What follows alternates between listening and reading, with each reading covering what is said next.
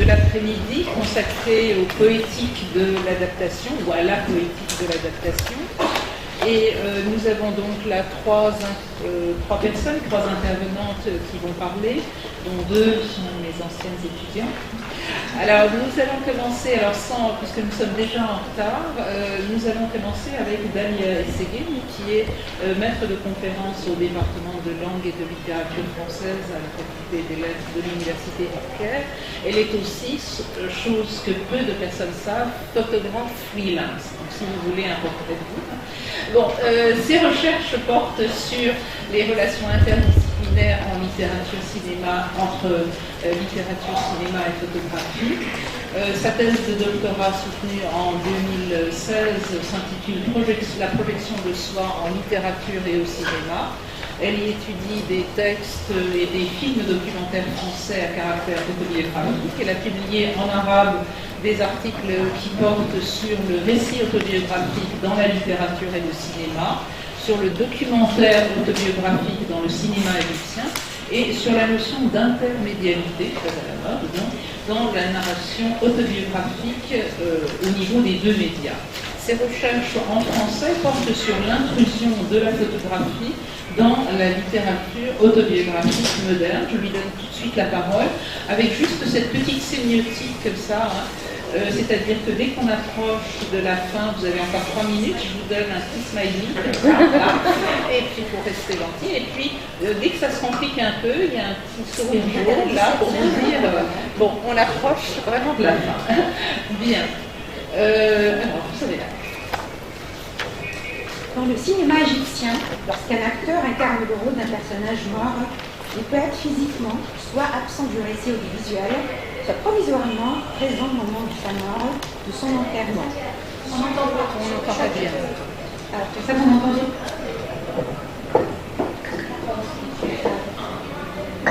Il y a peut-être son... Donc là maintenant, vous m'entendez peut-être.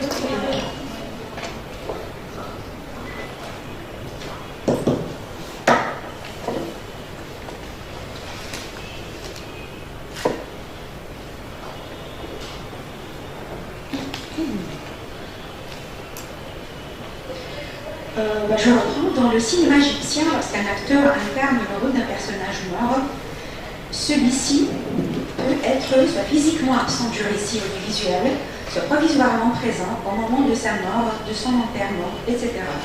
Mais son cadavre est le plus souvent couvert, ou même son visage. Et quelles que soient les conditions de mort, le personnage mort finit par apparaître dans un état statique et il est assez rapidement enterré, à moins qu'on laisse le cercueil ouvert, selon la tradition chrétienne, pour qu'on puisse jeter un dernier regard sur le mort. Dans le roman et le film qui font l'objet de cette recherche, nous sommes en présence d'un personnage qui s'adresse dans de longs monologues, plus précisément des tirades, à un personnage absent. Et venant de quitter ce monde, ce destinataire est incapable de répondre à son entourage. Dans le paradis des anges déchus ou Ganet Shayatin, de Salma Fawzi, sorti en 1999, d'après le roman du romancier brésilien Les deux morts de Quimper la flotte, de Jorge Amado. Le personnage principal est déjà mort lorsque sa bien-aimée, ses compagnons et sa fille lui parlent. Ce roman, considéré comme un conte réaliste, pittoresque, merveilleux, relate les aventures d'un mort lorsqu'un beau jour, Joaquim Suarez d'Acuna, ou, dans le film égyptien, Mounir El-Asmi, cesse d'être l'employé émérite, respecté de tous, bon père et bon époux, abandonne sa femme et sa famille, abandonne sa femme et sa fille, s'adonne aux joies du vagabondage et à la légèreté d'une vie qu'il a choisie, en optant pour une vie de clochard et se donne comme nom quelqu'un de flotte ou tabi. Ce dernier trouvé mort, sa famille l'ayant renié depuis 10 ans, elle fait tout pour lui organiser un enterrement digne de l'homme qu'il était, dans sa première vie, ou encore avant sa première mort. Considéré par ses compagnons, soit la flotte ou table, considéré comme un philosophe en génie, je cite, alors ses compagnons ont une autre conception de ce qu'est l'enterrement de celui qui est devenu pour eux un roi. Alors, il ressuscite ce vieux loup de mer, et l'emmène faire le grand saut dans l'espace qu'il a toujours voulu quand tombe l'océan. Le ton dominant dans le film face à la mort est inhabituellement ironique, trivial et important, contrastant avec le temps habituel sous lequel se tient d'habitude un discours retraçant soit des moments phares de la vie du personnage mort, soit commentant les circonstances de cette mort. De toute façon, c'est un discours respectant le code moral. Non seulement on assiste dans le film et le récit à une image divergente du mort, et partant d'une conception inhabituelle, insolite de la mort, mais aussi de la vie, à travers un va-et-vient entre couleurs et rire, embrassades et bagarres, entre rage et sérénité. Nous pouvons relever plusieurs fonctions de la voix du jeu dans l'adaptation cinématographique. Donc, je vais passer rapidement. Donc, elle permet au lecteur et au spectateur de découvrir des moments de l'histoire privée de plusieurs personnages. Donc, des moments de la vie du personnage sont esquissés à travers une multitude de courtes histoires individuelles triviales, des mini-récits enchâssés, racontés par des personnages issus des deux mondes. Le monde des bourgeois, auquel appartient la famille du héros, et le monde des marginalisés, auquel appartient le héros dans sa deuxième vie.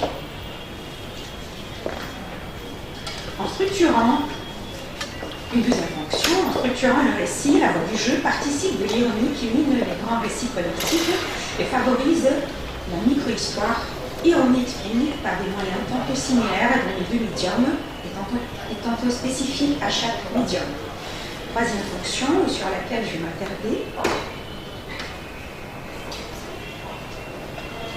En s'adressant aux morts, en tenant un dialogue qui paradoxalement paraît plutôt un dialogue et non pas un monologue, puisque dans le film on a toujours des plans qui montrent des plans successifs qui montrent la personne en fait qui s'adresse au mort et ensuite le mort lui-même, son visage. Donc même s'il ne répond pas, mais en s'attend justement à une réaction de sa part.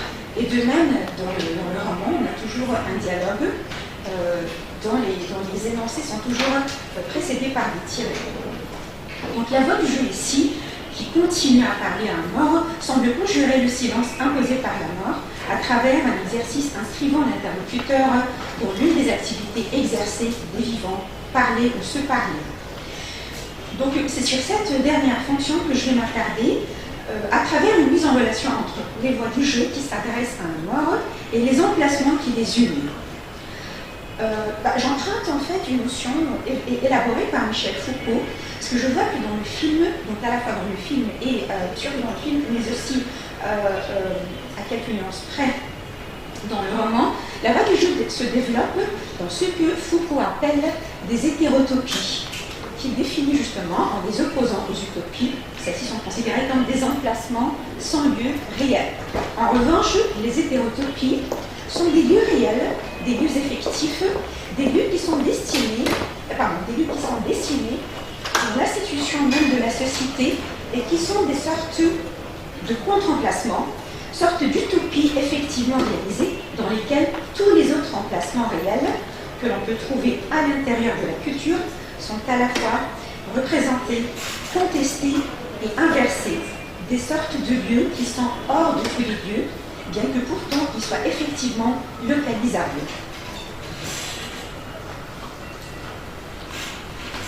Dans le roman, donc pour la conception de la mort, juste je note comme ça rapidement, c'est vrai que dans le titre du roman, on a les deux morts de Quintin la flotte, mais entendu, en fait il s'agit plutôt de trois morts. Donc la toute première, c'est parce que la famille de Joachim en fait le renie et commence à ne plus en parler, précisément en présence des enfants, et le considère comme mort. Mais ensuite il y a la deuxième mort qui est donc une version adoptée par la famille, qui présente que le mort qu'elle a disparu un jour, un dimanche matin dans le calme, mais cette version adoptée par la famille est une version en fait qui n'est pas tout à fait vraie, puisqu'elle date de 20 heures après la mort effective de Joachim, qui finit par se jeter dans l'océan. Donc on a plutôt 3 morts, mais 3 morts qui supposent 2 vies.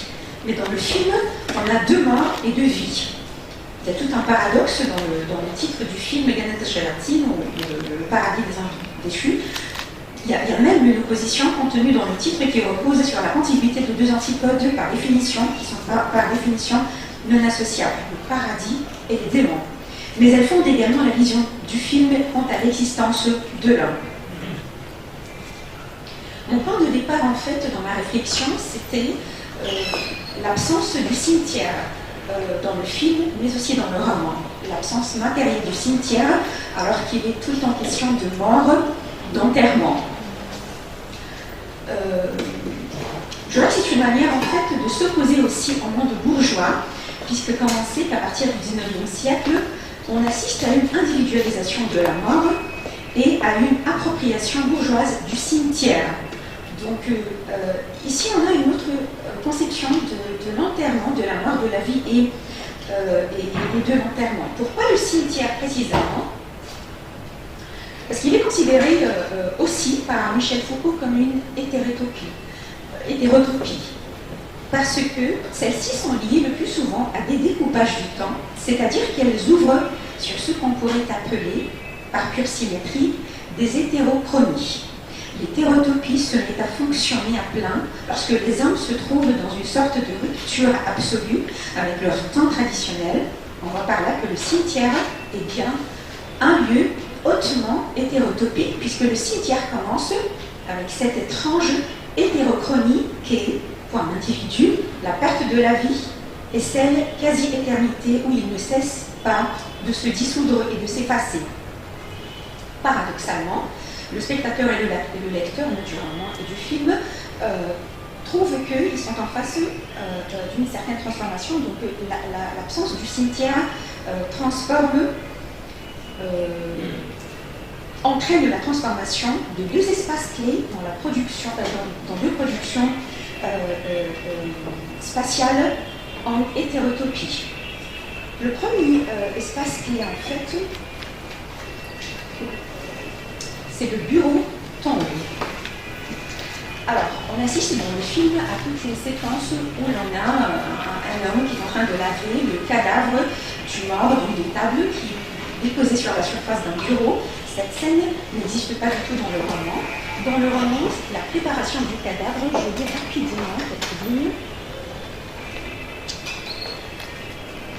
Donc, très brièvement, entre les mains habiles des spécialistes des pompes funèbres, quelqu'un la flotte redevenait Joachim Soares d'Acuna, tandis que ses proches mangeaient la soupe de poisson dans un restaurant, tout en délibérant sur l'enterrement. Et un peu plus tard, lorsque sa vie le voit, après avoir été bien préparé, en lit, les hommes de l'entreprise des pompes funèbres avaient de la pratique et connaissaient bien leur travail. Ils avaient fait du bon travail. Le marchand de statues pieuse, qui fit une apparition pour voir comment les choses se présenteraient, avait bien raison lorsqu'il s'écriait « On ne dirait plus le même mort ». Bien peigné, rasé de frais, vêtu de noir et chemise blanche, cravate et souliers vernis, c'était vraiment Joachim Soares d'Acuna qui reposait dans le cercueil, un cercueil royal, constata Wanda, le nom de sa fille, avec satisfaction, garni de poignets dorés et de fioritures sur le doigt. Alors que dans le film, on assiste justement à une scène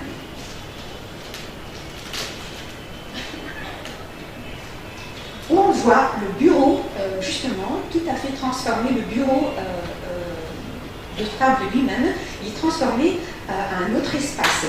Donc la pièce contenant le cercueil, qui devrait contenir les cadavres, c'est l'espace où se déroule l'opération de la préparation du cadavre. Une scène d'intérieur, faiblement éclairée, malgré la lumière du jour, bloquée par les rideaux, cadrant le cadavre posé sur la surface du bureau. Alors là, on a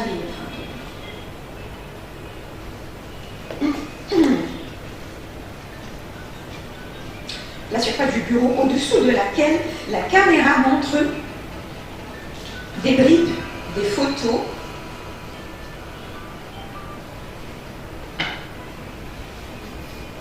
des photos de famille, du père et de la fille, des bribes des souvenirs du passé. Laissant voir ces souvenirs, mais ces souvenirs-là sont couverts d'eau et du savon, débarrassant le corps du mort, de la poussière et de la graisse qui l'ont longtemps couvert.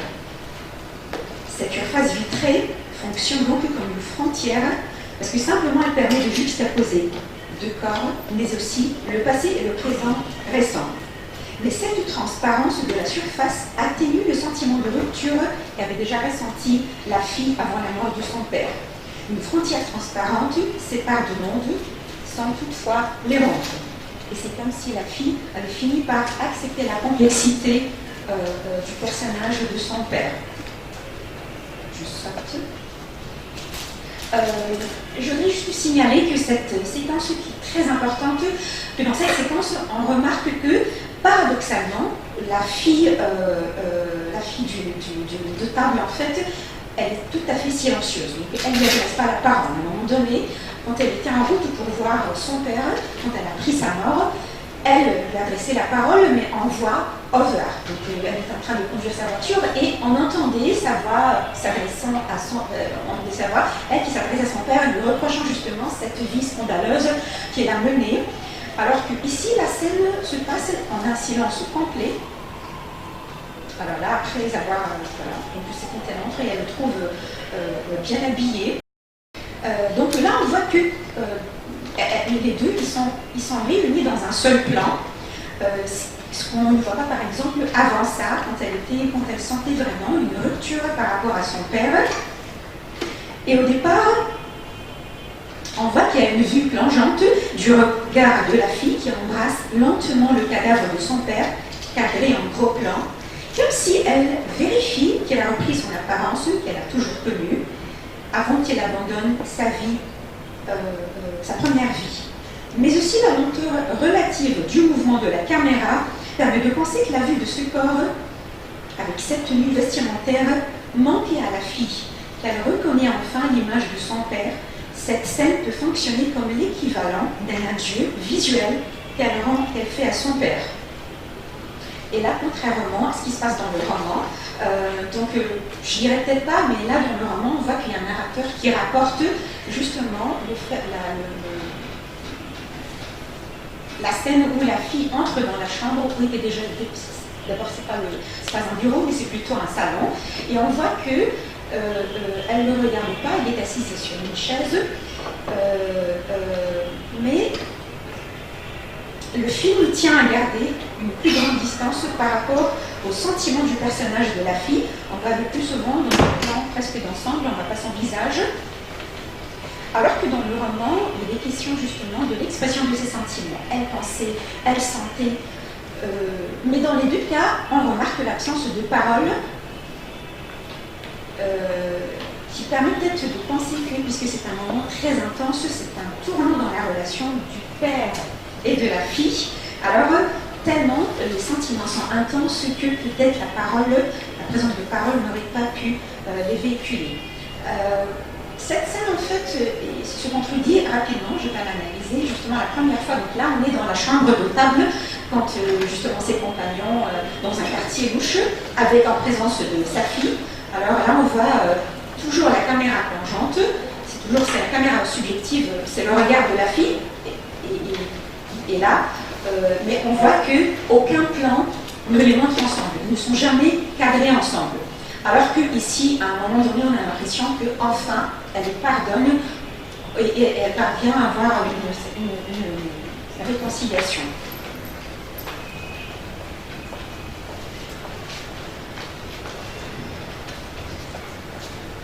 Je passe au deuxième espace. Le deuxième espace, en fait, c'est la voiture, la rue, c'est une série d'espaces. Donc, la rue, la voiture et le tunnel. Donc, c'est la déambulation nocturne des êtres démoniaques. On a les trois compagnons dans le film, les trois compagnons de table, qui sont introduits dès le début par leur voix. Ils parlent, ils rigolent, ils sont bruyants et leur rire semble souvent hystérique.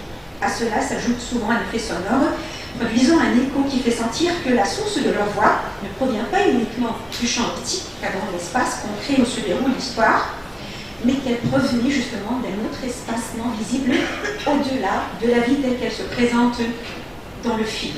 Ils ont tous les trois des silhouettes minces. Lorsqu'ils courent, on dirait qu'ils volent. Comme des spectres, ces trois jeunes et deux prostituées qui font c'est la bande justement de table, n'apparaissent que dans des espaces extérieurs, ouverts ou semi-fermés. Ils n'apparaissent que le soir. Aucun plan ne les montre pendant la lumière du jour. Même quand ils rendent visite à la fille de table pour voir son cadavre, c'est toujours le soir.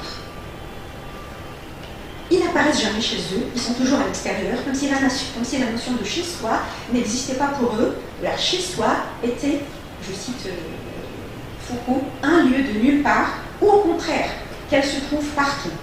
La voiture, ils sont toujours dans une voiture, et d'ailleurs l'image, le motif, enfin l'image de la voiture sans porte, et sans porte, sans fenêtre, cette voiture errant dans les rues désertes de la ville, c'est un motif visuel qui va se répéter tout le temps dans le film, et qui renforce justement l'idée que ces trois personnages-là, auxquels s'ajoutent Table et les deux prostituées, dont l'une est sa bien-aimée, se présentent donc comme des spectres. La disparition, justement, l'absence des vitres et des portes fonctionnent comme des frontières, comme une abolition des frontières entre l'intérieur et l'extérieur. L'absence des portes interpelle la possibilité d'une mort. On a l'impression qu'ils courent toujours le risque de mourir sans qu'ils semblent vraiment en être affectés. Le tunnel, voilà. Là, toujours dans une voiture, donc leur voiture ou la voiture de la fille. On a l'impression toujours que dans la ville, ils sont tout seuls. Il y a toujours l'idée d'être en route dans une voiture enfermée.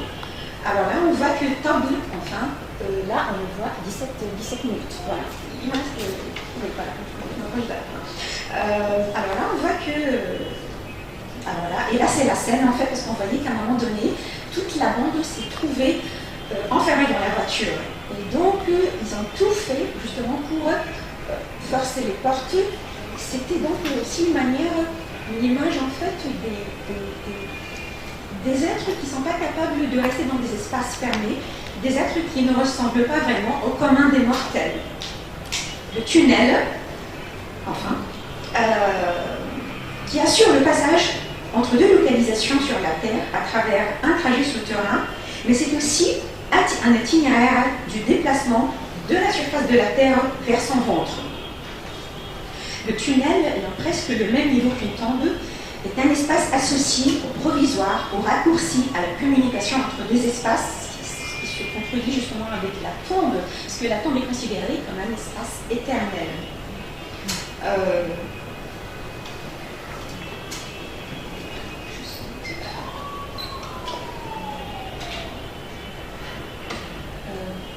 J'aimerais bien vous montrer les deux dernières minutes, avant que je ne les commente, avant de faire une conclusion.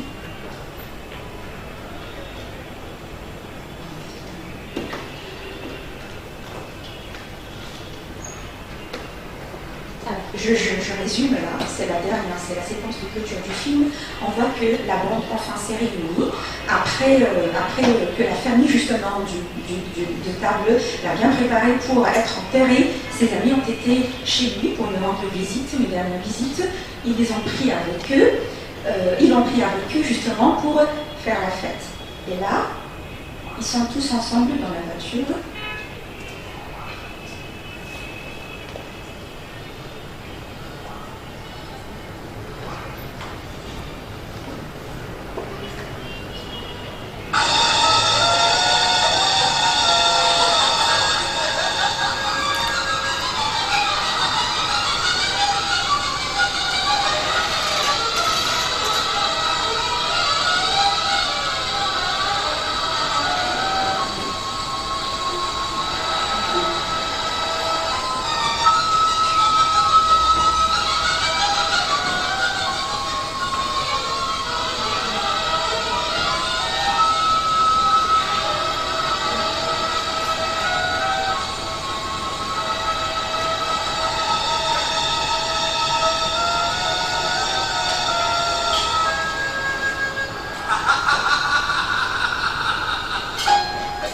là, c'est la voix, bien sûr, de Table.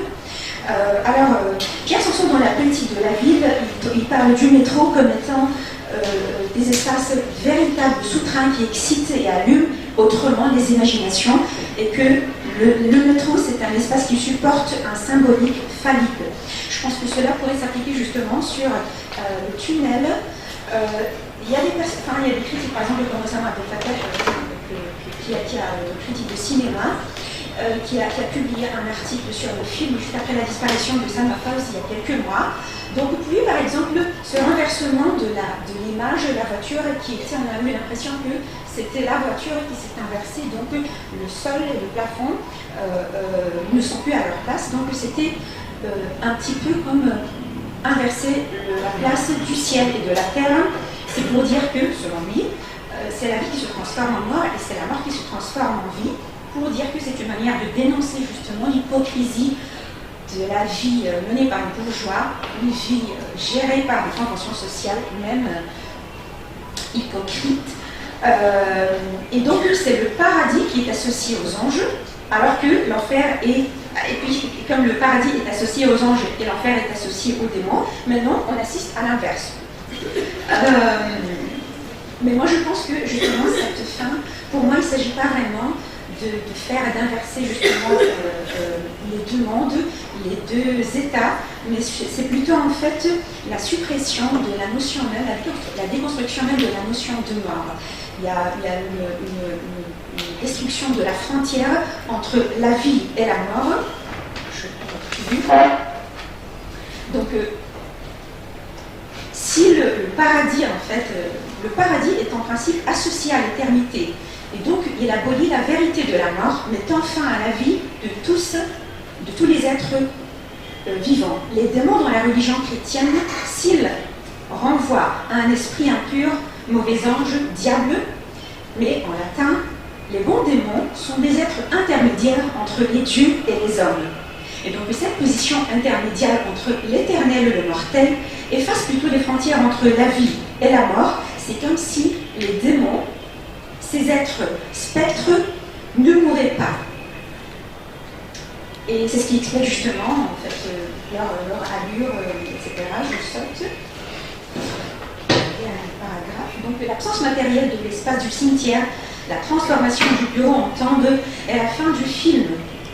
Avant l'apparition du cimetière, avant même l'étape de l'enterrement du cadavre, exactement comme dans le roman, sauf que dans le roman, il s'agit d'un suicide. Je n'aurai pas le temps de lire. Détruit la conception de la mort comme étant la fin de la vie sur Terre. C'est comme si, devenu démon, le corps et l'âme de Table ne subissaient plus la loi de la mort. Il n'est enterré nulle part, il est partout. La bordure entre la vie et la mort est effacée. Merci.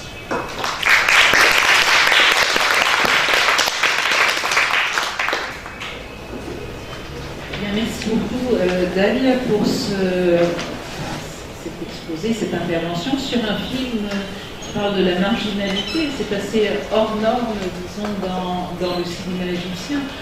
La Rochefoucauld disait que le soleil et la mort ne se peuvent contempler de face. Il y a effectivement dans la mort, le mystère de la mort, quelque chose d'insoutenable. Et justement, c'est un défi pour le cinéma par l'image. Enfin, on le rend vivant en général, comme dans la peinture, mais là, il y aurait cette idée de la présence de la mort à travers l'image. Donc, il y aurait beaucoup de choses à dire là-dessus, mais je passe à la deuxième intervenante, qui est donc Megouane Marmouche, elle est professeure adjointe au département de français de la faculté des lettres de l'université de Helwan. Elle s'intéresse aux études interdisciplinaires entre donc les liens entre littérature et art visuel, pas seulement le cinéma, mais également la bande dessinée et la photographie. Elle a publié plusieurs articles sur le rôle de l'image dans la littérature, entre autres la littérature de jeunesse. Elle s'intéresse aussi, enfin, elle a publié quelque chose sur le premier journal satirique égyptien qui a été, alors là il faut le savoir, publié en France. Je pense que enfin là il s'agit d'Abou Nadara, effectivement. Abou Nadara Zahra, oui, j'ai travaillé aussi là-dessus.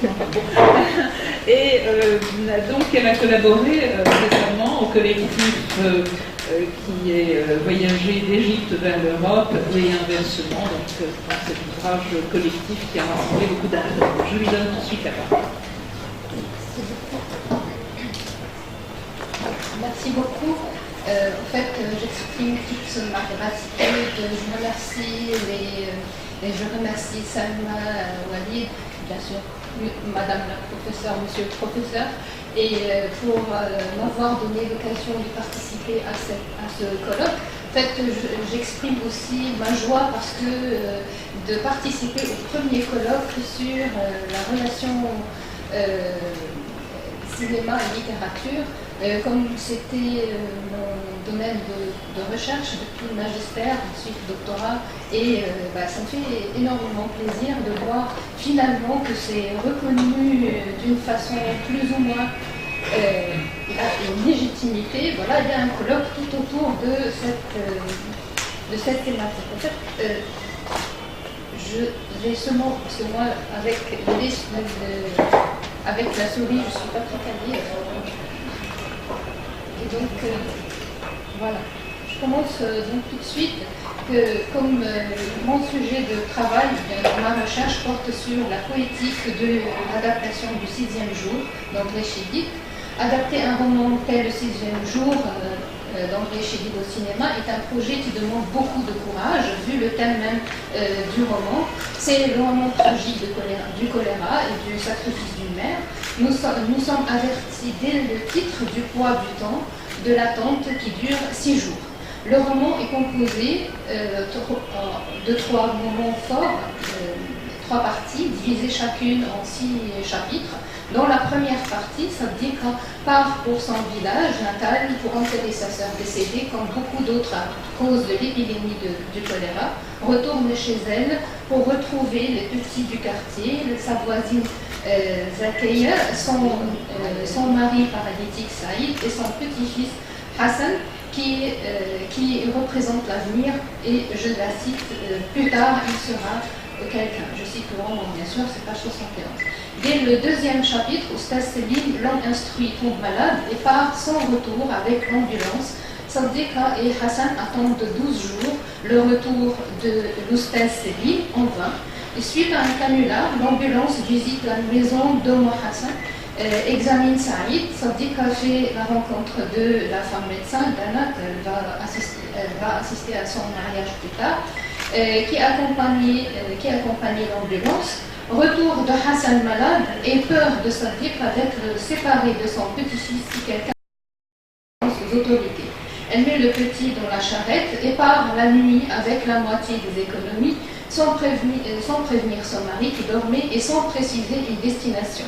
C'est en tirant la charrette qu'elle pense à l'immeuble du Grec au centre-ville et à la chambre de lessive sur le toit de la couturière Naïla, pour qui elle avait travaillé comme laveuse. Il lui semblait déjà entendre, là je cite toujours le roman, il lui semblait déjà entendre le claquement des pantoufles de la couturière, des pantoufles lilas à talons avec des plumes sur le devant. Celle-ci apparaîtrait enfin le visage poudré de plomb, ses cheveux frisés et roux, couvrant son front et ses oreilles, et l'éternel sautoir de jaillisse autour du cou. Page 77. Elle demande la clé de la chambre à l'étudiant, le neveu de Naïla, sous prétexte que sa maison s'est écroulée. L'étudiant accepte d'aider la vieille femme, Sadika cherche l'enfant et rejoint la chambre avec le robinet. La deuxième partie du roman s'ouvre sur le personnage d'occasion, le montreur de singes, qui dénonce les cas suspects de choléra. Selon lui, cette maladie est une mine d'or et touche sa récompense 10 livres du ministère d'Hygiène. Il faut préciser qu'il avait une philosophie, c'est qu'en dénonçant les cas malades, il protège les vivants. Il se considère comme le roi de bouffons. Cependant, Omar Hassan continue à vivre la solitude, l'attente et la peur pour son petit-fils dans la chambre du toit en revoyant les images des malheurs de son village. Elle observe le monde extérieur par la serrure de la porte de la chambre de la terrasse. Poussée par la solitude et les idées noires, elle sort de chez elle, rencontre Occasion, elle le suit partout dans la ville et elle lui porte même le singe alors qu'Occasion, et là je cite, partit en avant laissant la chaîne se dérouler entre eux. Page 97. À la fin de leur à la fin de leur rencontre, elle lui demande de trouver un voilier qui descend le Nil vers la mer en échange de la moitié de ses économies. Marché conclu, il se donne rendez-vous le soir du lendemain. Ensuite, la troisième partie du roman, elle rencontre Abu Nawes qui l'accueille et Dessouki, les deux bateliers, qui l'accueille et Dessouki son aide, qui l'installe sur le devant du bateau en déplaçant avec agilité les balles de coton, page 117. Créant ainsi une vraie maison pour l'enfant, la barque part sans occasion après 2 heures de retard. Celui-ci arrive en courant, Sadika eut peur de lui. Il ressemblait, et là je cite toujours le roman, il ressemblait tour à tour à une grosse araignée, un oiseau fabuleux, un arbre en délire, un sorcier, un fantôme à 1000 bras.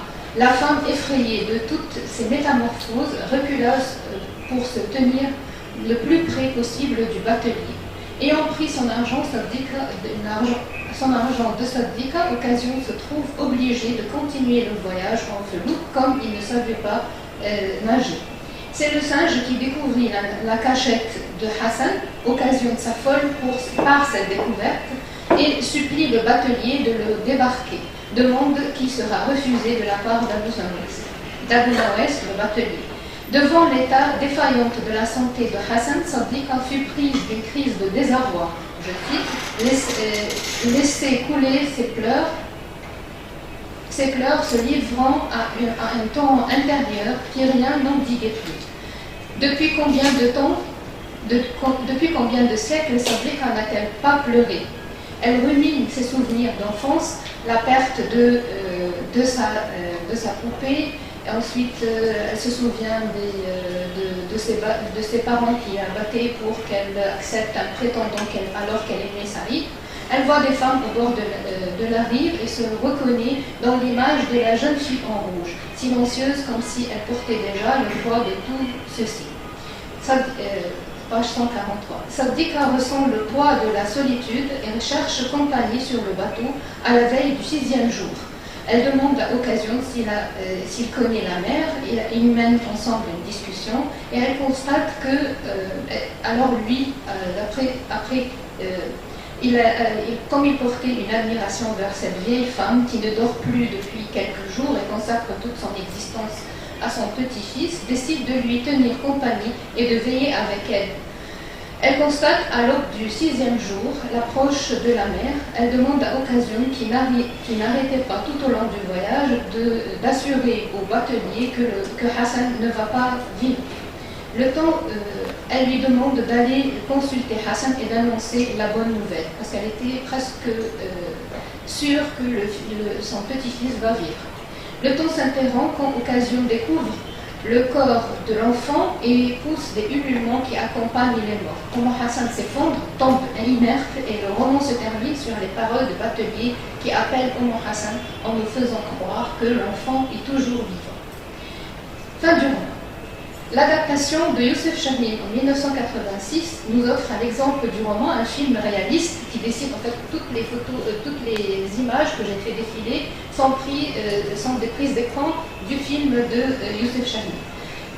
En adaptant le 6e jour, le cinéaste qui dédie son film à Jane Kelly pour avoir rempli de joie notre jeunesse, c'est comme ça que ça apparaît sur le générique du film, a procédé à une redistribution des rôles et des relations entre les personnages pour insérer le Jane Kelly dans son film. Il attribue le premier rôle à Dalida, bien sûr, comme c'est une coproduction, donc voilà, qui lui attribue, comme Dalida aussi a aimé et vécu en Égypte pendant sa jeunesse et son enfance et sa jeunesse en Égypte. Elle a vécu aussi dans un quartier populaire, un quartier de Choubra. Donc, même si elle ne parlait pas l'arabe, et elle a dit qu'elle a appris le scénario en 10 jours, elle a fait beaucoup d'efforts pour apprendre à parler l'arabe égyptien. Le film est construit sur le mouvement des acteurs dans l'espace filmique. Dès la séquence pré-générique, nous retrouvons la représentation des phrases du roman. Et donc là, voilà. La vieille Hassan se tenait assise auprès du conducteur. Le cadre temporel de le film est indiqué par le chauffeur du camion conduisant Hassan en ville, en parlant entre autres de la mort de Gandhi comme sujet d'actualité, ainsi que les mesures draconiennes de sécurité dues à l'épidémie du choléra. Le cadre sociopolitique aussi est dessiné. On est au temps du roi Farouk, l'Égypte est sous l'occupation anglaise et début de la résistance palestinienne. À l'une des portes de la ville, Hassan descendit du camion gris. Et voilà, nous suivons Hassan qui descend du camion gris, même s'il n'est pas tout à fait gris, qui descend du camion. Voilà, elle va chercher ses affaires et ensuite nous retrouvons la cité. Elle est la cité au pied de la citadelle. Nous sommes au cœur de la grande ville où mort et vivant, vieillesse et jeunesse, malheur et bonheur se côtoient.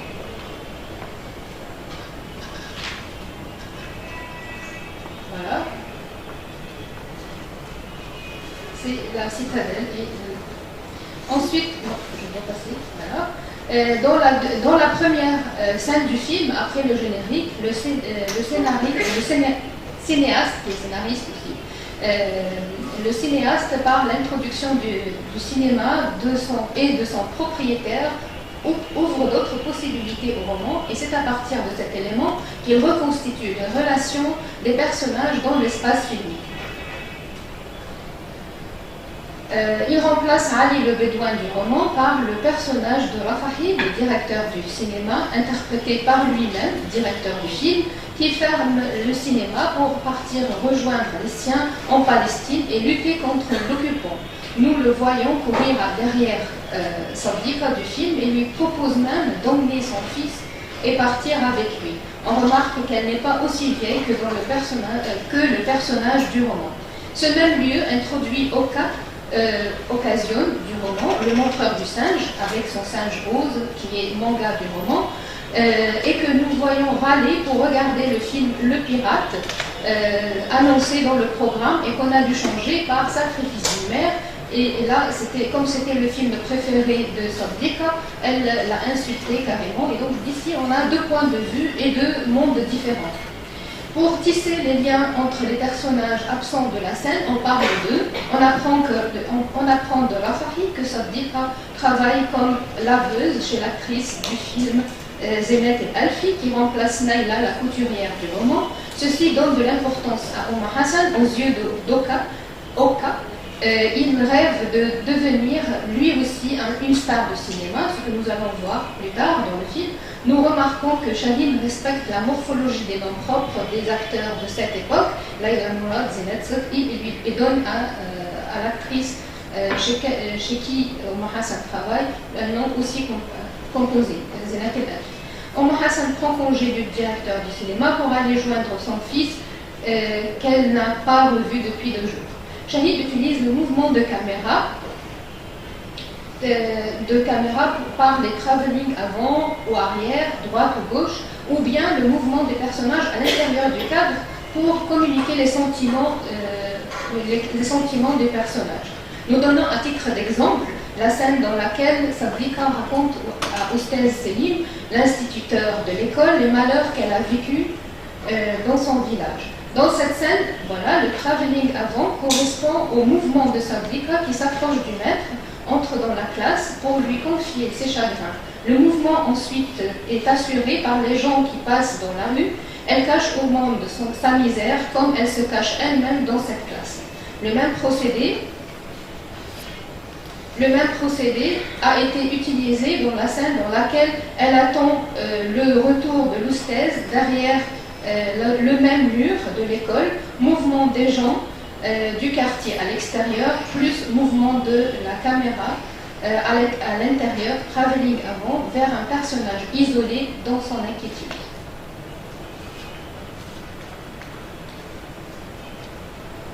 Il utilise des cadres trop riches en détails, permettant au spectateur de choisir l'élément qu'il va suivre. Exemple, la scène où le maître d'école part avec l'ambulance. Avec l'ambulance. Dans ce cadre, nous pouvons voir, voilà, je sais pas, oui, voilà, c'est le curseur. Au premier plan, nous avons Céline de dos, le maître d'école, intérieur de la voiture d'ambulance, isolée, sombre, qui regarde au deuxième plan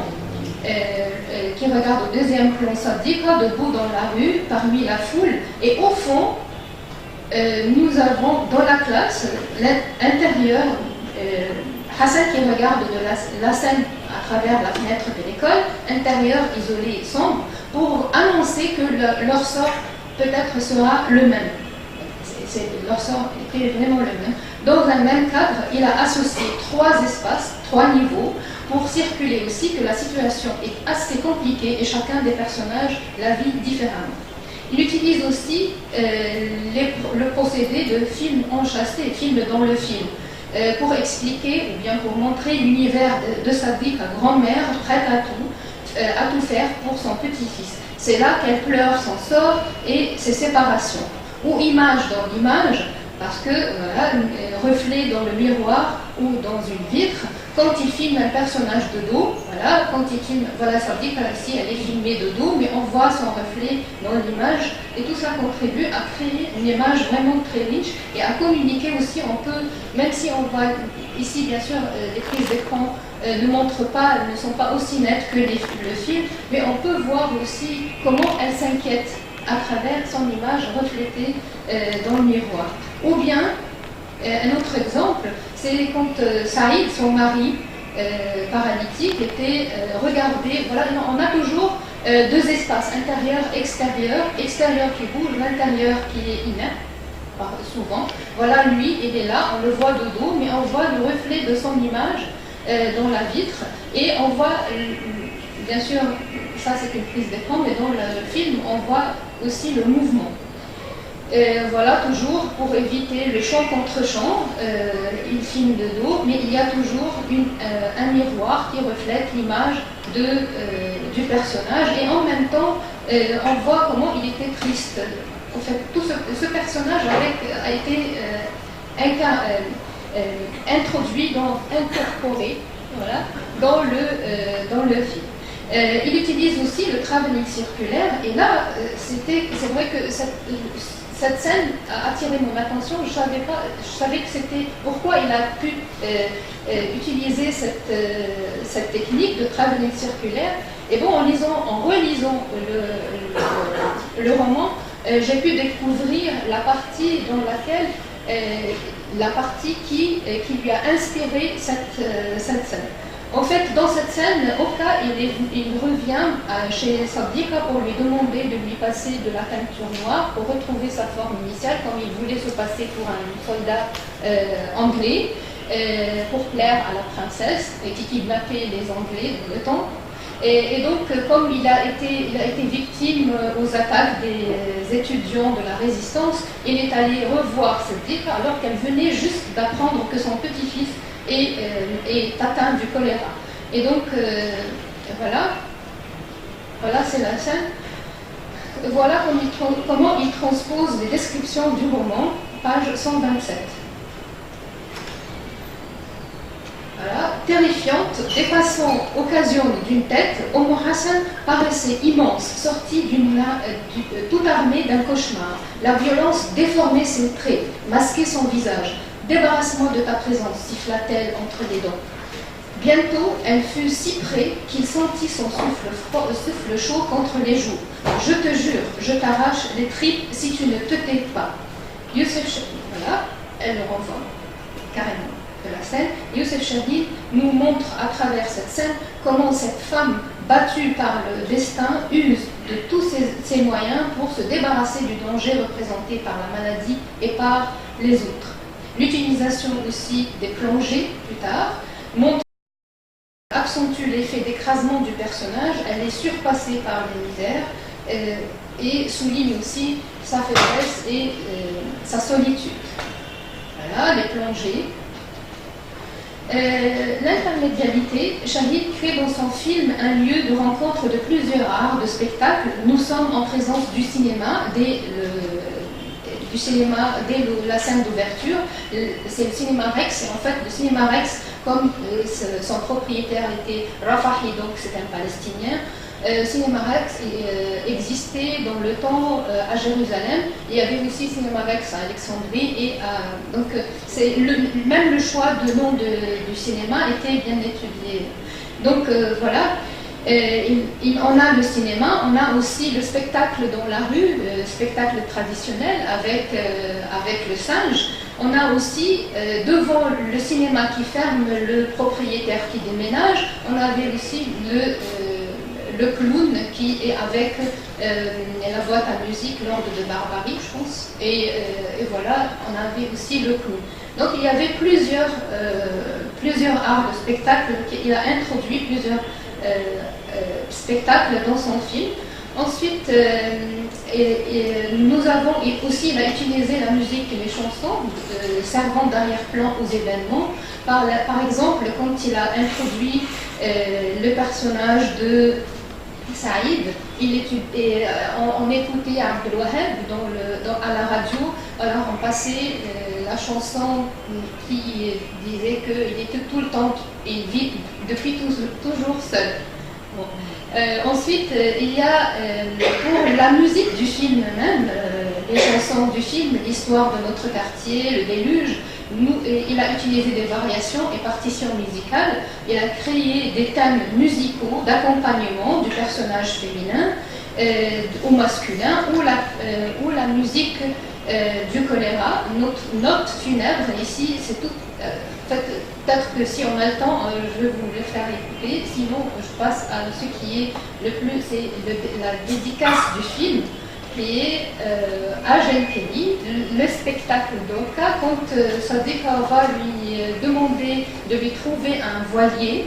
Donc il lui a dit que comme lui aussi il aime le cinéma, il savait déjà que Sadiqa aimait le cinéma, il lui a demandé de lui faire un numéro. Et donc là, d'après, dans ce film, Oka déploie tous ses efforts pour, voilà, je suis juste à la fin, et pour charmer Sadiqa, beaucoup plus âgée que lui, elle a presque le double de son âge, et donc il lui montre que lui, il est plus fort même que Jane Kelly. Je vais vous faire tout ça, tout ça, ça ne va pas dépasser 2 minutes, donc ça c'est... Il reprend les pas de Singing in the Rain, le pirate, voilà, il reproduit on va voir dans la version égyptienne comment il a pu reproduire même le décor avec le feu, le décor du bateau en feu avec les explosions, voilà, ou bien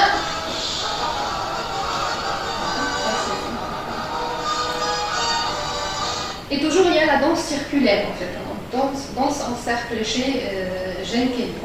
En fait, ce film m'a permis de découvrir de Jane Kelly parce que je ne le savais, je ne connaissais pas. Et là, la corde,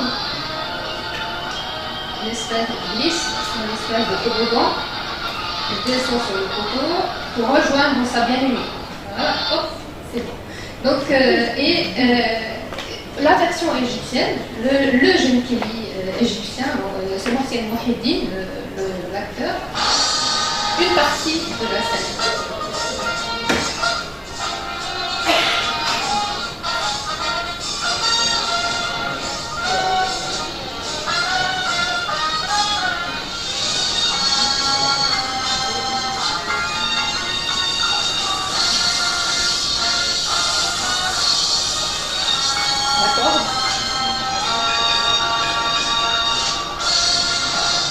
Les explosions, le toboggan pour descendre juste devant Karina. Lui annonçant bien sûr qu'il va lui faire ce qu'elle a demandé. Donc le cinéaste fait une compilation de différents éléments liés aux représentations de Gene Kelly. Ce côté de l'artiste dans le film, au cas de film qui a ce côté artiste, nous prépare qu'il sera quelqu'un de bien quand même et on va voir qu'au moment du voyage sur le Nil, il était l'adjuvant à Sadiq. L'éclairage du film joue aussi sur l'état émotionnel des spectateurs, le jeu du clair-obscur, la dominance des scènes de nuit, comme dans le roman, reflète la peur de Omar Hassan et rime bien avec le thème central le déclin de la vie, comme celui du jour. Tous ces outils techniques ont permis à Youssef Chahine de transcender certains des projets de l'auteur pour créer... Voilà, ça aussi, c'était dans le film de Pirate, l'utilisation des beaux plans et de chant contre chant. Et merci beaucoup.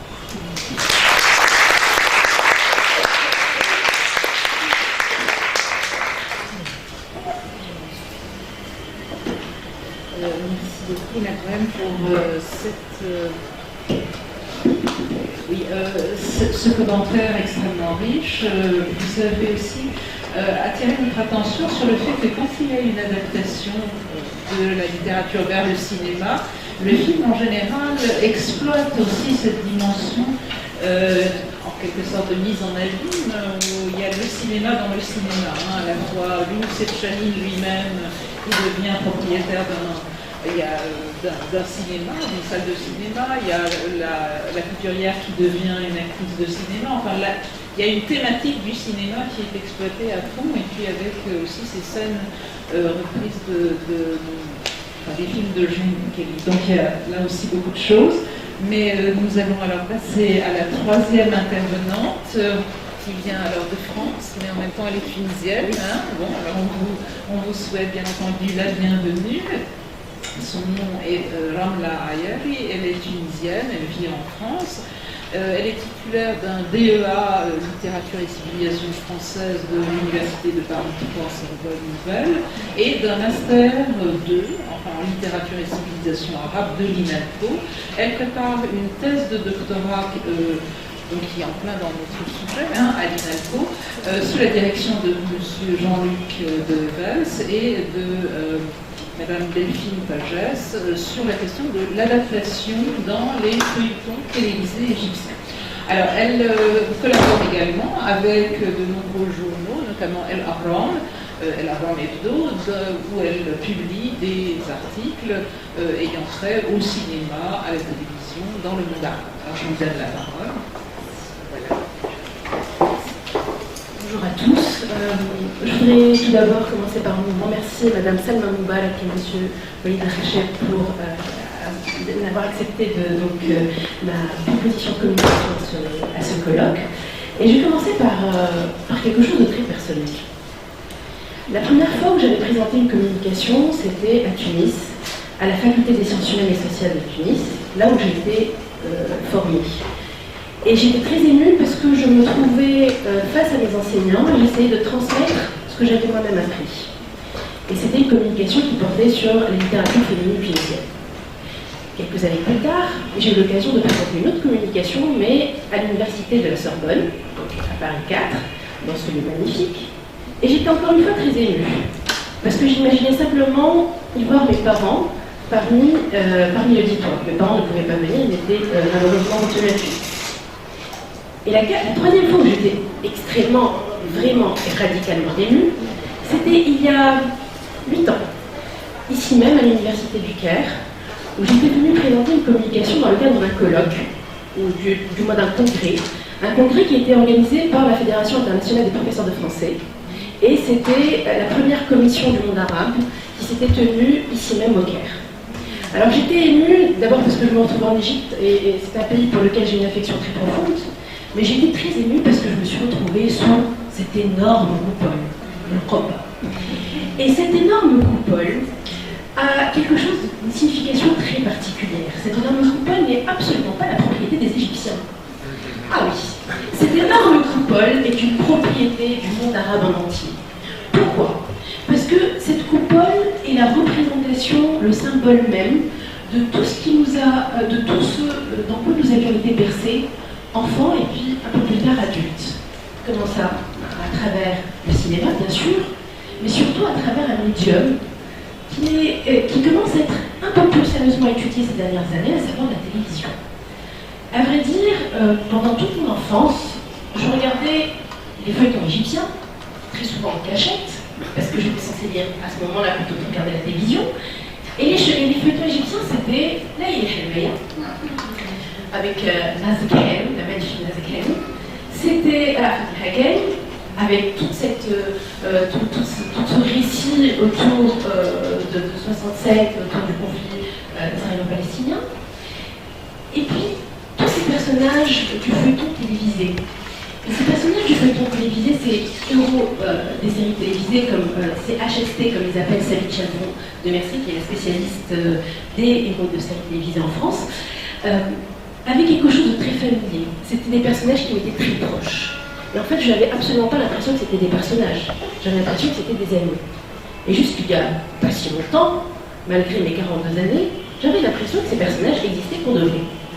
Alors j'avais beau savoir que c'était des comédiens, j'avais beau savoir qu'il y avait un scénario derrière, j'avais beau savoir qu'il y avait des metteurs en scène, du montage, du son, des machinistes, mais pour moi, ils existaient pour de vrai.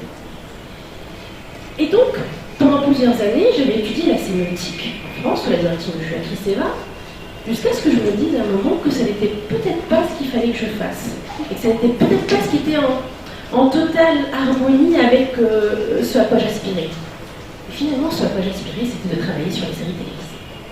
Alors, pour être plus clair, je vais parler plutôt de feuilletons télévisés, non pas de séries télévisées.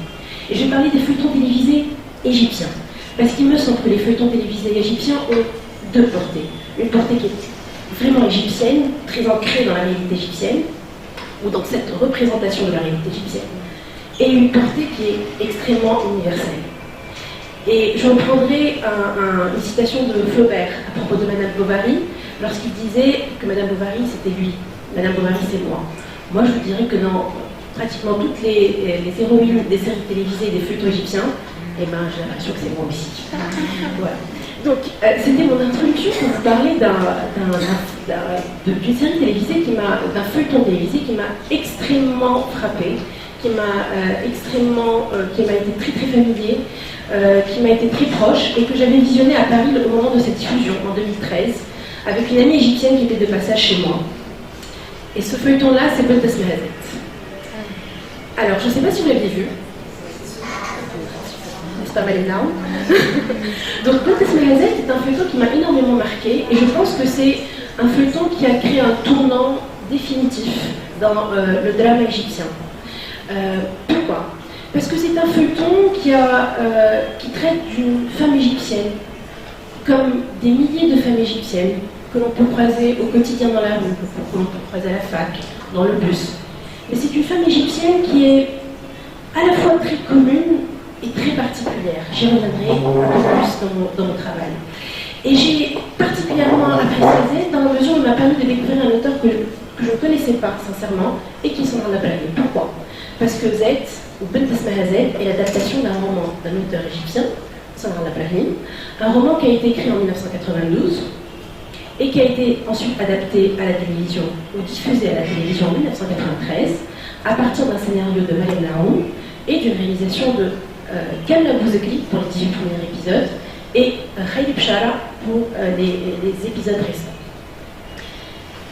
Ce feuilleton est très particulier dans la mesure où il relate l'histoire de l'Égypte en 60 ans.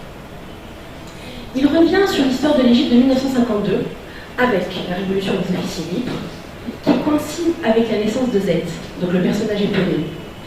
Et le feuilleton s'arrête en 2011, donc à la veille du 25 janvier 2011.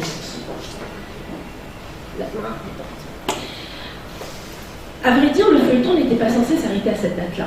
Le feuilleton a été écrit, il a été pensé pour être mis en scène à partir de 2010. Juste donc avant les élections de Michael Sharp.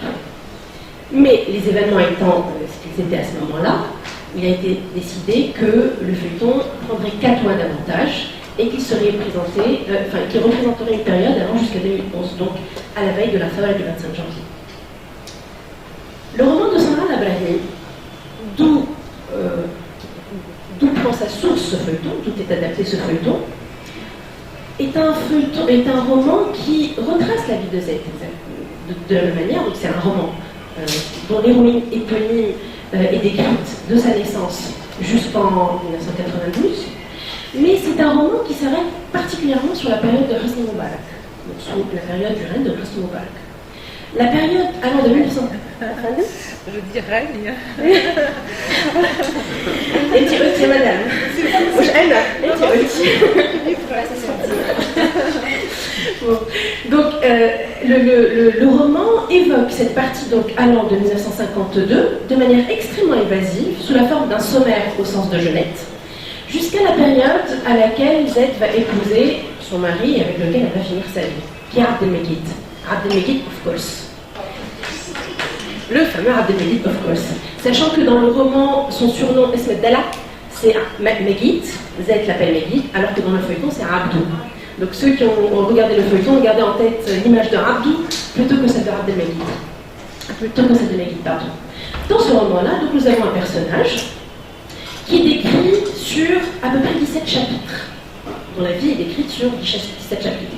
C'est une vie, absolument triviale, qui n'a absolument rien de particulier. Une femme comme des milliers d'Égyptiennes, des milliers d'autres femmes, qui vit une vie d'épouse, de mère de famille, qui a 3 enfants, 2 filles et un garçon, qui a un travail mais sans trop de conviction, qui a étudié mais pas trop, qui a été obligée à se marier parce qu'il fallait le faire. Et donc c'est une femme qui est tout à fait conventionnelle. Et à la limite même, je dirais, soumise à son mari. Et soumise surtout à la société et au regard social. Dans le feuilleton, Z nous apparaît de 1952 à 2011, et chaque épisode prend le temps d'installer le personnage et les épisodes de sa vie. Et c'est en cela que l'adaptation est très intéressante. Chaque épisode du feuilleton commence par une chanson, du moins les 18 premiers épisodes. Les 18 premiers épisodes du feuilleton commencent par une chanson emblématique de l'époque. Alors on va avoir Warda, on va voir Oumou Kulthum, on va voir Abdelhalim Hafid, mais on va aussi avoir Loulek et Loula Loula Loula parmi les chansons. Et on va aussi avoir des insertions télévisées d'images d'archives et entrer à l'histoire contemporaine de l'Égypte. Et donc on va avoir des éléments d'archives montrant par exemple Kobi Shobra ou des images d'archives montrant Talat Harb. Et c'est par ces éléments-là que va débuter chaque feuilleton, comme si ces chansons donnaient le ton de l'époque et ces images d'archives donnaient le ton de l'époque en question. Et donc ce sont 60 années qui vont être reprises dans le feuilleton, ces 60 années qui sont quand même cruciales dans l'histoire de l'Égypte moderne à travers le personnage de Z. Dans le roman de Samra al-Abrahimi, nous allons avoir une alternance entre le récit, la fiction proprement parlée, et des coupures de presse. Ces coupures de presse vont se structurer sous forme de collage. Cette technique du collage dans les textes littéraires, on la retrouve notamment dans les œuvres du nouveau roman, dont Samra al-Abrahimi s'est énormément inspiré. Samra al-Abrahimi a eu un parcours très riche. C'est un personnage qui est extrêmement curieux, qui s'est intéressé de très près au nouveau roman, qui s'est intéressé de très près à la littérature française, qui a été incarcéré quand même pendant 5 années sous Nasser, qui a vécu à Berlin, qui a beaucoup travaillé sur le théâtre, mais qui a aussi fait une formation en cinéma, en Russie, il me semble, si ma mémoire est bonne. Et donc Samra al-Abrahimi va relater la vie si monotone de cette femme-là sur 18 chapitres, avec une alternance de chapitres de récit et de chapitres de coupures de presse et de coupures journalistiques. Alors, dans les premières éditions de Tasma Hazet, il est écrit que ces coupures de presse sont des coupures de presse de la presse gouvernementale et de la presse d'opposition, dans les versions en langue arabe. Dans la version traduite, Richard Jacquemont, qui a traduit Tasma Hazet en 1993, reprend cette même préface. Mais dans la dernière version de Z, qui est apparue en 2005, et je ne sais plus qui tout à l'heure avait parlé justement de la reprise des romans, de la réimpression des romans avec les affiches de films ou les premières de couverture des feuilletons. Dans la dernière version, donc, parue en 2015 de Z sous forme de roman, il y a la photo de Z incarnée par Nelly Kalim. Et le livre a été, d'après ce que j'ai pu comprendre chez l'éditeur, le livre a été réédité grâce au feuilleton. Et donc, nous allons avoir cette alternance donc, de récits et de textes de presse. Et ces textes de presse vont être assez révélateurs d'une atmosphère particulière de l'époque de Moubarak. Dans ces textes de presse, il se dit de manière explicite ou beaucoup plus implicite la corruption, le népotisme, le clientélisme, les scandales sanitaires, les problèmes liés à l'éducation, la régression de la santé, du domaine de la santé publique, la montée progressive du arabisme dans la société égyptienne et dans le monde arabe aussi, le début de la société de consommation qui va complètement anéantir donc, une certaine forme de société. Et nous allons retrouver ces éléments-là dans le feuilleton de Belt Esmalazet. Et dans le feuilleton de Belt Esmalazet, ces éléments-là vont être introduits progressivement et installés. L'idée d'installation dans l'adaptation est très importante. Progressivement, tout au long des 31 épisodes, qui vont marquer donc ce feuilleton-là. Dans ce feuilleton, il s'agit d'une fresque de l'histoire de l'Égypte contemporaine.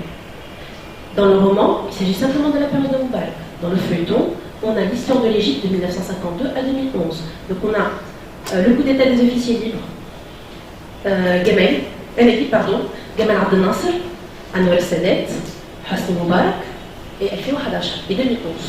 Donc c'est ce pan de l'histoire de l'Égypte, de l'histoire sociale, politique et économique de l'Égypte qui va être mise en avant. Et il semblerait qu'à partir de manière concomitante, il y a eu une volonté de la part et de la scénariste et des co-réalisateurs du feuilleton de retracer l'histoire de la famille égyptienne. À partir de quoi? À partir de qui? À partir d'un noyau. Ce noyau étant Z. Z et Nawet, Nawet et Moussalsa.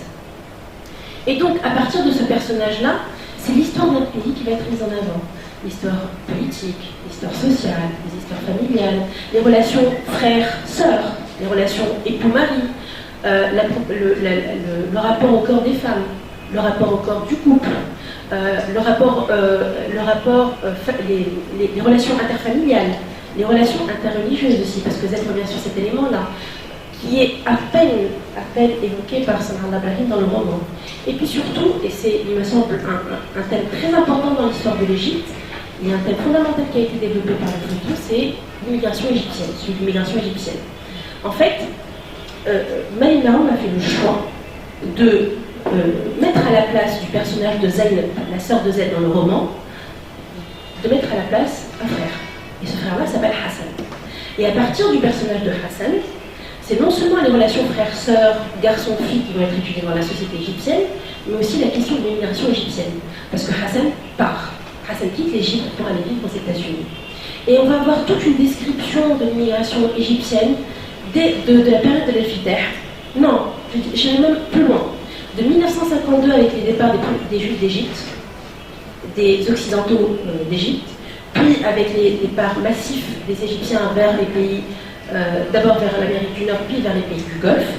Et nous allons avoir tout, et le retour des Égyptiens après la Faoula, pendant la période de la Faoula, dans laquelle les immigrés vont jouer un rôle prépondérant. Et le feuilleton va mettre cet élément-là en avant. La question migratoire est développée par l'adaptation, alors qu'elle est à peine évoquée dans le roman de Samar Brahim. Et c'est quand même un élément très important, parce qu'à partir de la question migratoire, on va avoir la question de la rente, les transferts d'argent qu'effectuent les Égyptiens du pays d'accueil vers le pays d'origine. La manière dont cette rente-là va être exploitée. On va voir aussi ce rapport entre l'Égyptien et le pays d'accueil. Est-ce qu'il est en phase d'assimilation, en phase d'intégration? Est-ce que les Égyptiens et l'étranger vivent dans une sorte d'entre-soi? Est-ce que les Égyptiens s'intègrent complètement? Est-ce qu'il y a une perte identitaire des Égyptiens qui se trouvent à l'étranger? Quand je parle des Égyptiens, et je reviens à cette notion qui est très importante chez Zayd, il ne s'agit pas des Égyptiens comme, comme référence, comme symbole. Mais on pourrait parler des Tunisiens, on pourrait parler des Algériens, on pourrait parler des Marocains de la même manière. Mais disons que Z est à la fois parle de manière extrêmement sensible de l'Égypte et de l'histoire de l'Égypte, de la même manière qu'elle pourrait parler du monde arabe de manière extrêmement plus large, enfin de manière plus large, je veux dire. Et donc, nous allons avoir, à partir de la thématique migratoire, la manière dont la rente va être exploitée et les raisons pour lesquelles les Égyptiens quittent leur pays. Alors, on quitte pourquoi l'Égypte, d'après Baptiste Mahazet? Hassan quitte l'Égypte pour une raison très simple. C'est parce que l'ascenseur social est bloqué et qu'il n'a plus la possibilité, à part enseigner, ce qui était vu comme quelque chose de pas très flatteur, à part enseigner à l'université, mais dans le feuilleton, la manière dont Hassan met en avant son futur poste d'assistant à l'université est quand même assez négative. Donc il part parce que, sachant qu'il va rester à l'université, il n'a pas beaucoup de perspectives, pas beaucoup de facilité de construire un avenir, pas beaucoup de possibilités d'avoir de l'argent s'il travaille correctement et honnêtement. Hassan part. Il va aux États-Unis et il y va avec sa fiancée et qui sera la mère de ses futurs enfants. Donc il quitte le pays, années 70. Aïssam, un deuxième personnage, qui lui aussi est à peine évoqué dans le roman de Samar Lablari, qui est le frère d'une des amies les plus proches de Zed, Safia qui vit d'Alexandrie. Et donc Aïssam va partir aussi pour étudier en France. Mais en revenant de France, il est comme perverti par l'étranger. Il va devenir un redoutable homme d'affaires, mais extrêmement corrompu. Ensuite, nous avons le personnage de Dr. Fresh.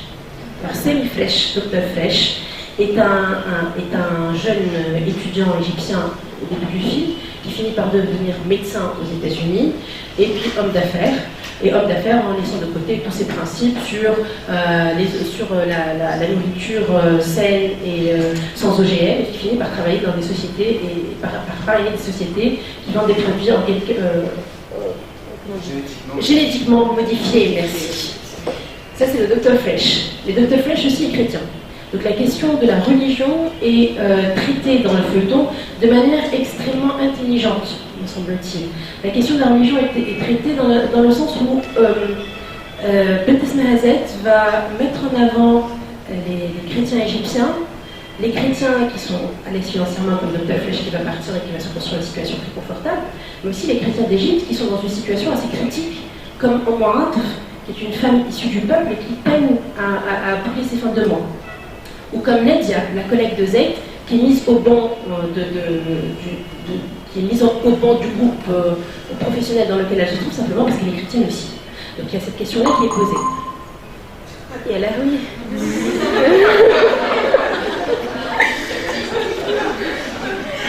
C'est un virus, hein, mais bon, je suis pour rien. Et donc, 6 minutes, donc je vais clore.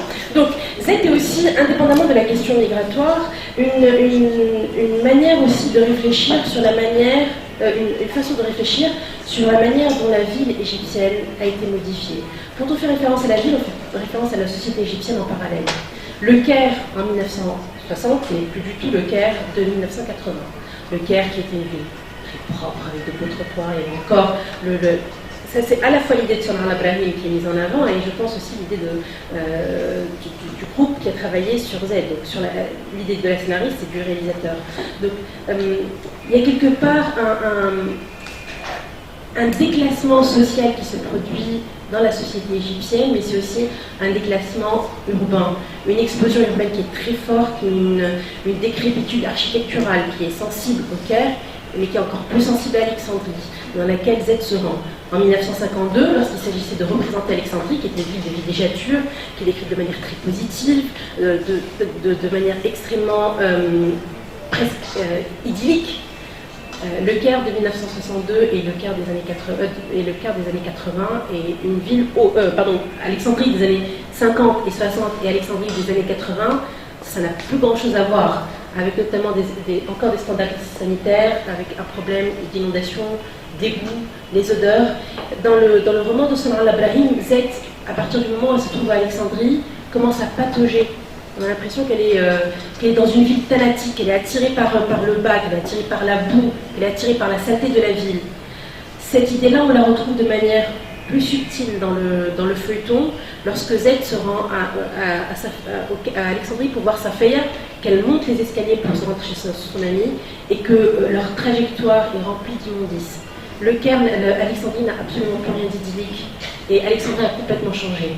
Donc les bâtiments se sont défraîchis, d'autres bâtiments ont poussé comme des champignons. La ville a changé, l'explosion urbaine y est pour beaucoup. Cette explosion urbaine qui est mise en avant dans le feuilleton grâce notamment aux images d'archives que l'on voit défiler. Troisième enjeu de Z pour pouvoir clore, parce que M. Rachel m'avait demandé d'axer davantage sur les enjeux. Troisième enjeu, c'est que Z va mettre en avant, Z de feuilleton va mettre en avant la naissance de la citoyenne. Dans le roman de Somar Ibrahim, Z est une femme qui est sujet. Sujet dans le sens sujet d'une autorité, dominé par l'autorité. Dans Bint Esmaha Z devient une citoyenne à part entière. Et là, c'est une mise en avant de la femme égyptienne. La femme égyptienne dans Bint Esmaha Z n'est pas soumise. La femme égyptienne doit jouer avec les codes sociaux. Du moins, pour Bint Esmaha Z.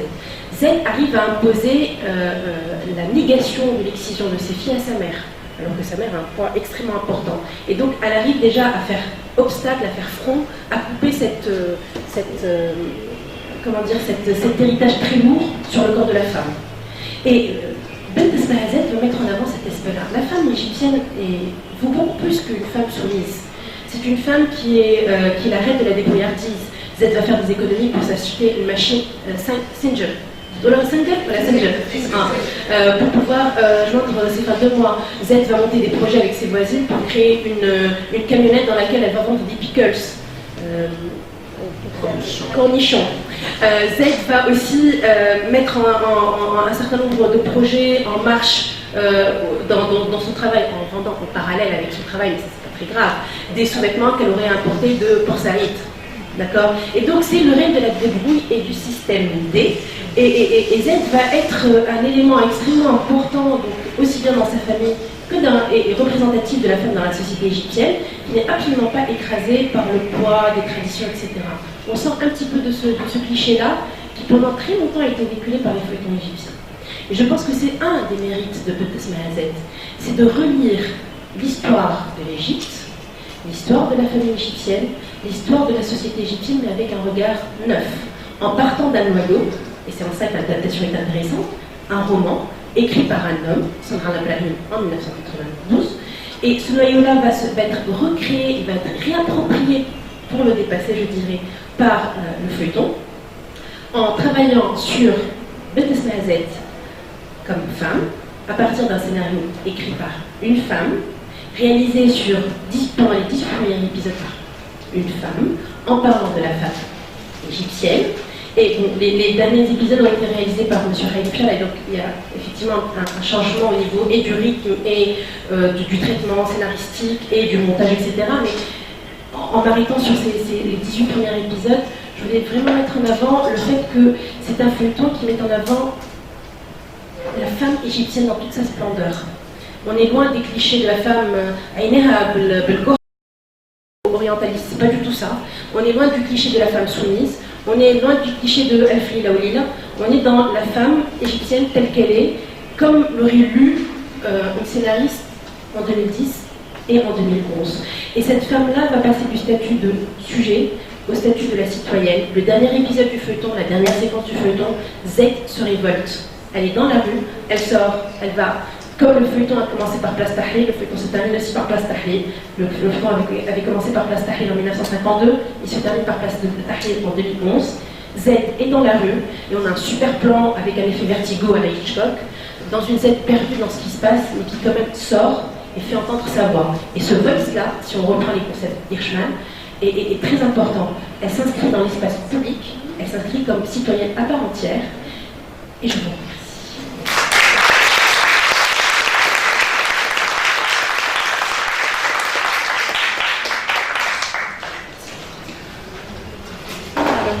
Je vous remercie tout particulièrement parce qu'en général, les feuilletons égyptiens sont considérés comme si vous voulez, rempli de stéréotypes, de clichés, etc. Alors votre étude très fouillée nous a donné un autre regard tout à fait original. Donc je vous remercie beaucoup.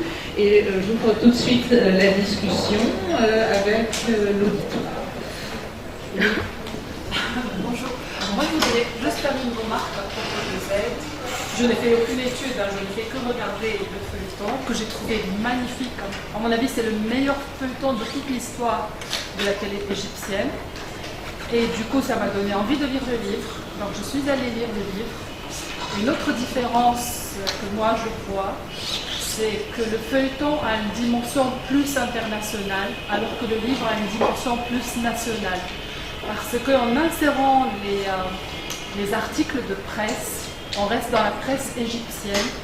Et moi, par exemple, qui ne connais pas tellement ces années-là égyptiennes, parfois ça m'embêtait, ça m'ennuyait parce que je ne savais pas de qui il parlait, de quoi est-ce qu'il parlait. Et j'avoue que parfois je sautais pour aller encore continuer l'histoire de Z parce que entrer dans les détails de monsieur Untel avec monsieur Untel, qui pour moi étaient vraiment des gens que je ne connaissais pas du tout, parfois était un peu ennuyeuse. Par contre, dans le feuilleton, Z devient une monteuse, elle monte les news pour le journal télévisé. Et donc, moi j'ai adoré ce parallèle parce qu'on voit ce qui se passe aussi bien en Égypte que dans le monde.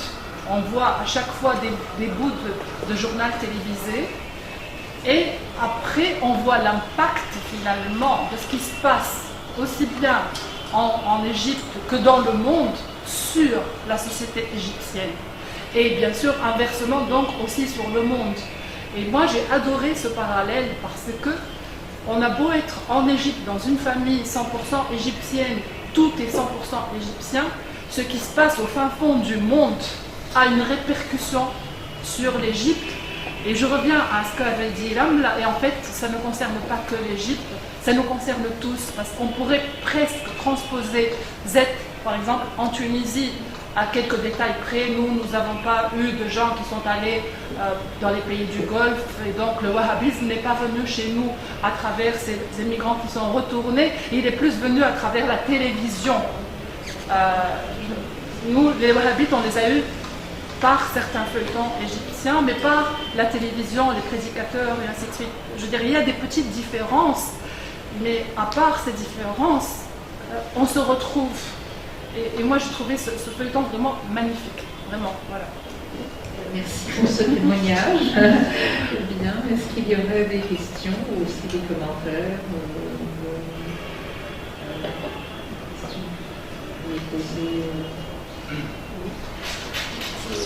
C'est une question à Delia Seguini. J'aimerais que tu nous expliques davantage comment la notion d'hétérotopie que tu as utilisée dans ta présentation pouvait s'articuler sur ta réflexion sur le caractère spectral des personnages. Tu as bien dit que l'hétérotopie c'était un petit peu une utopie à l'envers, quoi. Est-ce que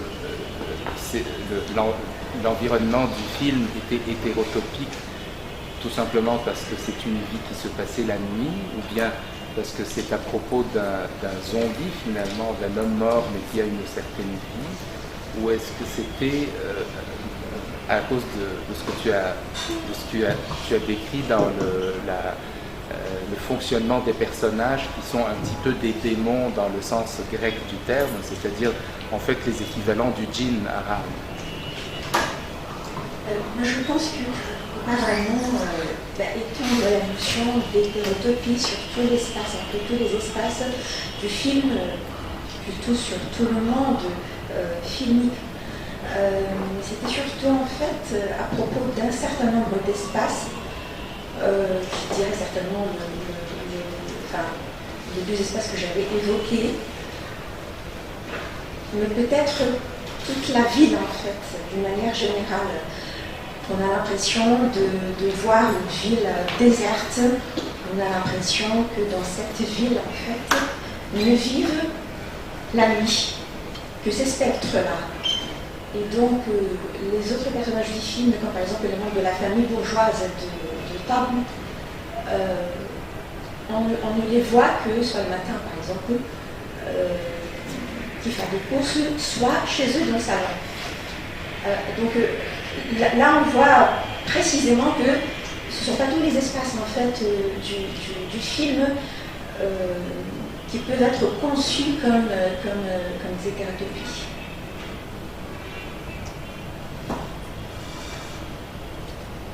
Oui.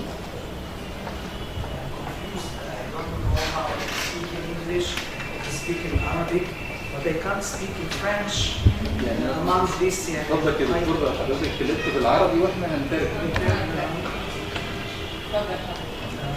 السؤال اللي هو قد ايه المخرج حر في انه مش ينحرف، انه يعمل ادابتيشن، يعمل يعني معالجه للنص الاصلي. انا كنت بتفرج على اليوم السادس، في اغنيه لجون كيدي عكا بيرقص زي جون كيدي، والنص الاصلي الامريكي ما فيهوش. يعني انت شايفه انه الفانتزي ممكن تلعب دور مهم في الادابتيشن في السينما ولا؟ سؤال بما حضرتك بتتكلمي عنه. Bon, on va juste traduire, c'est-à-dire que l'intervenant demande jusqu'à quel point le cinéaste est libre d'introduire des éléments dans son film. Il donne l'exemple de la danse ou du spectacle offert par dans le film et qui évidemment n'a pas de présence dans le roman. أرد بالعربي Répondez d'abord en arabe. هو ما فيش قاعدة، يعني هو لأن هو سينما فن، وطبعا الكتابة الأدبية ليها الهيبة بتاعتها يعني. وأعتقد إن هو الرؤية السينمائية لأي مخرج، حتى في ساعات بنتكلم عن الادابتاسيون ليبر، يعني ايه؟ يعني هو هيدي رؤيه حره، يعني ممكن يقول انا هدي زي مثلا يعني في افلام كتير كلها ماخوذه من روايه اوروبيه او اجنبيه وبيديها بطريقته. فانا شخصيا يعني تسالني انا شخصيا، انا شايفه ان هو السينما بتدي رؤيه. لو انا عايزه الروايه هقرا الروايه، وعايزه اتفرج على الفيلم واتفرج على يعني ده فن وده فن تاني. انا مش عارفه رديت على سؤالك ولا لا، بس يعني هو يوسف شاهين في الفيلم ده بالاخص حتى ان كان دخل يعني ادى حجم اكبر، هو ما دخلش او ما اخترعش الشخصيه، هو ادى حجم اكبر وادى للحجم الاكبر ده وظفه علشان يقدر يعمل الاوماج زي يعني او يتكلم عن جين كيلي. يعني هو حتى هو قايل من التتر بتاع الفيلم، يعني في الجينيريك بتاعه قايل ان هو عايز يعمل اهداء لجين كيلي. ده مش موجود في الروايه، وعكا في الروايه او اوكازيون في الروايه ما بيطلعش غير في الجزء الثاني.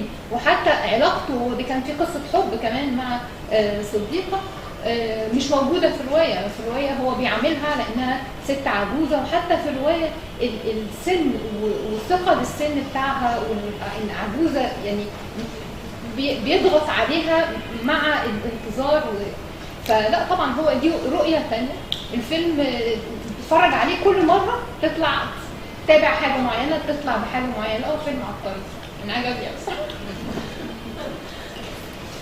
Bon, enfin, la réponse c'est qu'il n'y a pas de règle et donc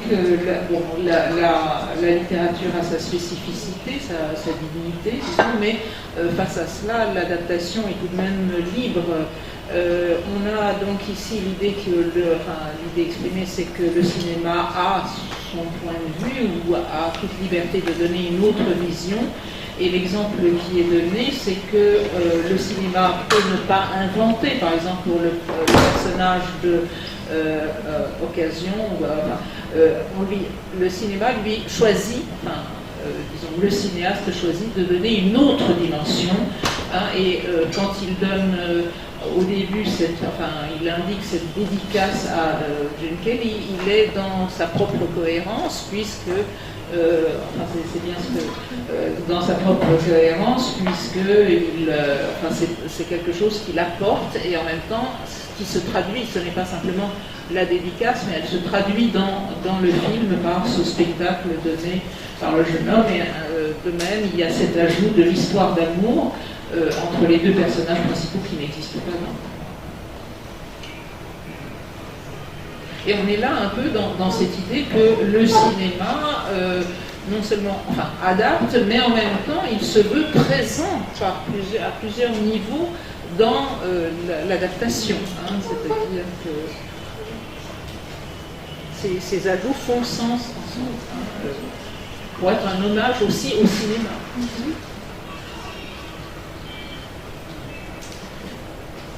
Autre question, intervention? Soyez pas trop timide. Bon, alors, il y a une pause café, mais raccourcie à 10 minutes pour que nous puissions ensuite, il y a donc cette séance que nous allons avoir, une rencontre avec une spécialiste du scénario, de l'écriture du scénario. Voilà, merci.